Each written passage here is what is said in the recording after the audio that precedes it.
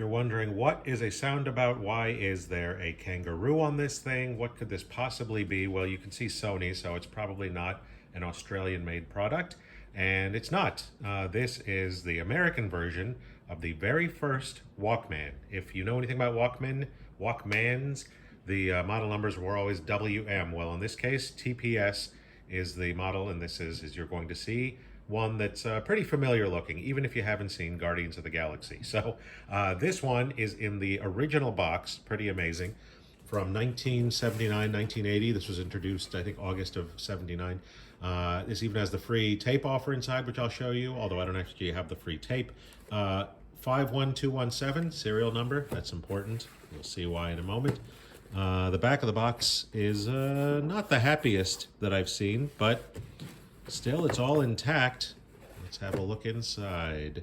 I'm not going to go through the whole history of the Walkman and what it means and its importance and music and all that fun stuff and the knockoffs, but oh, there it is. I revealed it without intending to.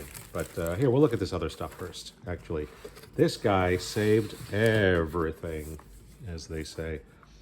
So, instruction manual in excellent shape.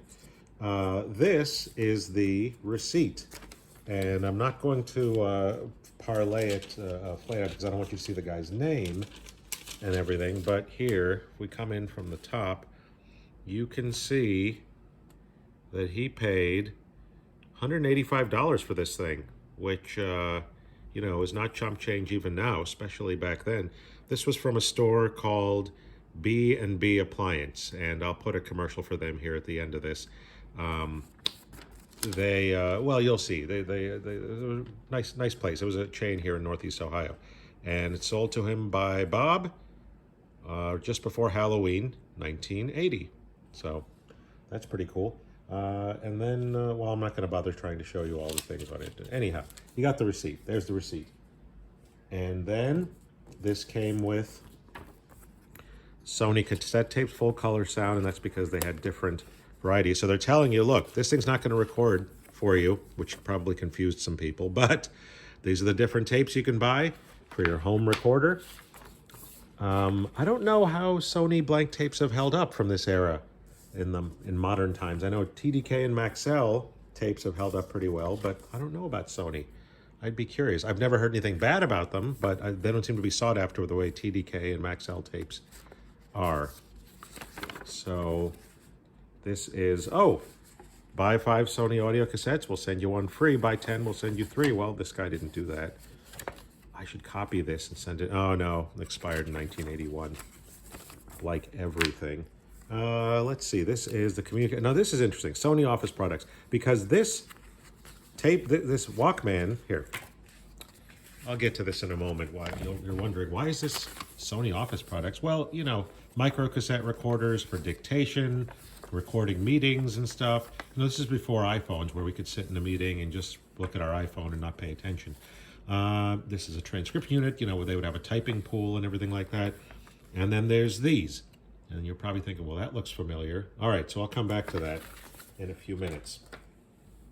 But those were the Office products line. Oh, another free offer for tape. This looks like a hang tag that must have been on the outside of the box or the display unit.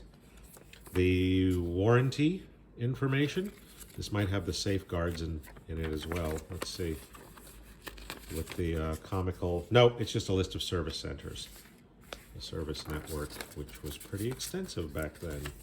Now the service network consists of your friends on Facebook telling you it's probably going to be more expensive to fix your thing. Just toss it out. There is the limited warranty. Let's see, 1 year parts, 90 days labor is usually what it is, and that is correct. That's what we got. So also expired in 81. Nice job. All right, so I'm just going to leave that there for protection. Let's look at some of the cool stuff in this box. We've got the original carry case, which looks like it was not used much, or, oh, now I see, maybe it was used. I don't know if those are from belts or what. There's this, but it's in really good shape. It's not like brittle or anything. The buttons still work. The inside felt is in nice shape, so he probably didn't use it a lot. And maybe there's just indents from like something in the box sitting there all those years. Here's the strap for that. Now, I also got the AC adapter, which I do not see a spot for that in the box. Here, I'll show you. This is how everything fits in the box. So here, oh, there's an indent down there. I wonder if that was, maybe there was a cassette tape down there or something. I don't know, maybe this isn't complete and I thought it was. There's this. And of course the headphones, which now go for almost as much as this entire, well, just the unit itself. The headphones would have fit right here with the foam pads on them. So those are gone. I don't know what went here. I would love to know that. This thing, I assumed when I first saw it, must go in here, but way too big. And obviously it wouldn't fit there with the headphones. So this must have been an extra that they had to purchase on their own. In fact, it usually says these things in the manual. Let's see. And there's a photo of the headphones, which I'm sure those are long gone because, you know, people would beat up on those. They didn't realize that it was important to keep. The foam would be gone. The plug would get intermittent, would get a short in it or whatever, or a bad connection. Let's see. Oh, optional. AC31. I hope that's the one I have. Yep, AC31. So the power adapter was optional. Let's see, BP33 battery pack, also optional. Rechargeable battery pack, which today I'm sure would not work anymore. Oh, a car adapter. I didn't know they had that, the DCC 12070. I'll have to go look for those two things just so I can have them, because that'd be nice to have.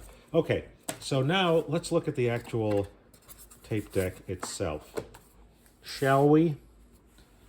There it is, and you can't tell, of course, unless you've got some sort of problem, that this is very substantially built and got a nice metallic feel to it, everything. And I already, of course, have checked this out earlier, and the eject button works. These buttons all engage real nicely. Gotta love that. Oh, are there batteries in here? Well, that's curious. Huh. Now these are batteries that we had a bunch of just for remotes, so I must have put these in here the other day. Forgot about them. Good Lord, good thing I did, because unlike so many of these, when I got this, the previous owner had thankfully left the batteries out, so it's nice and clean. And look at that, 51217, just like I said, that's the serial number. So this is like inside, like gorgeous. And the back of this is not scratched up at all. Maybe he did use the case. Little bit of, you know, coloration here. I can probably clean that off.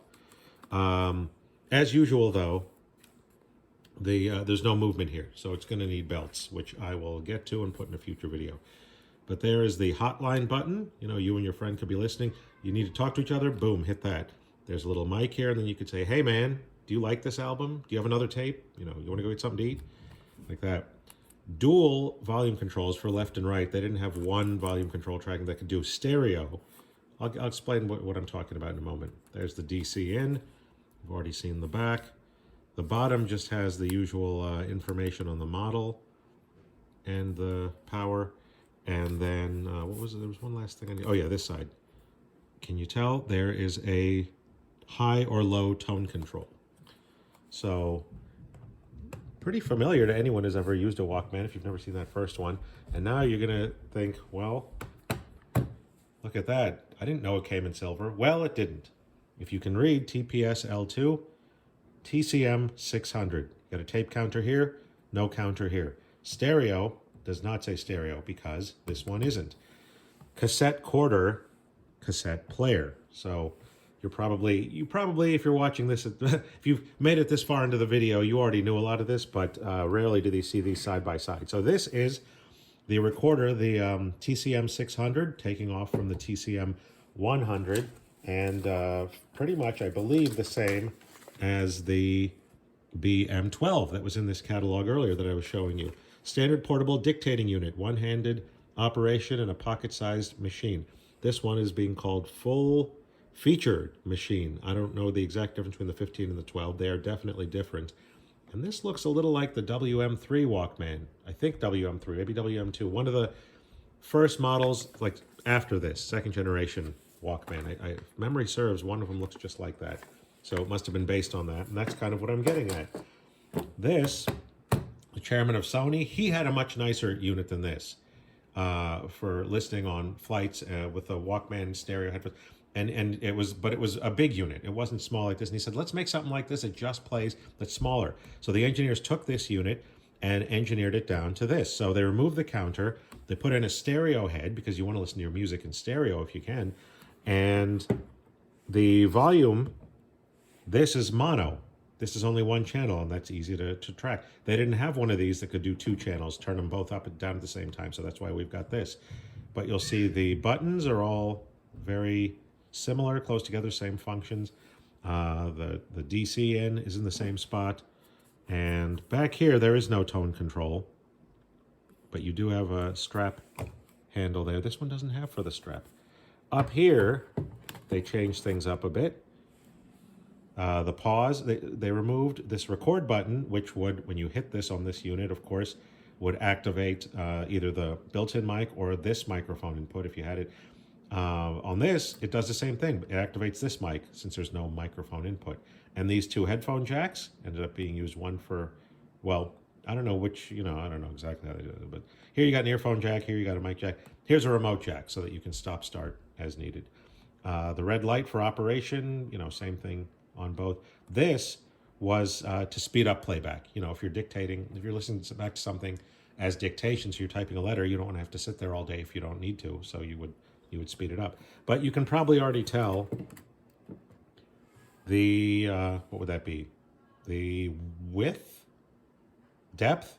See, I'm lost. Depends on what your vantage point is for these. Anyhow, this one's definitely wider, but they're about equally fat in this direction.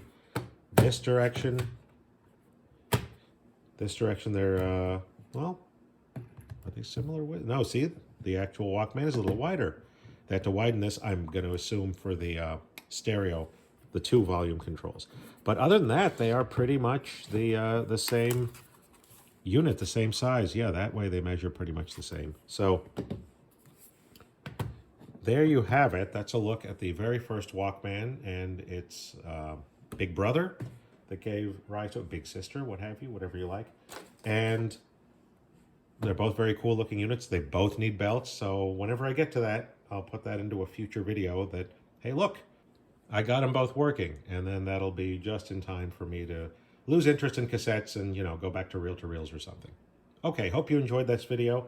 If you did, give us a big like, as they say on Parlogram, or subscribe. And I'll come back with another video soon. If not about the belts on this one, then something else cool.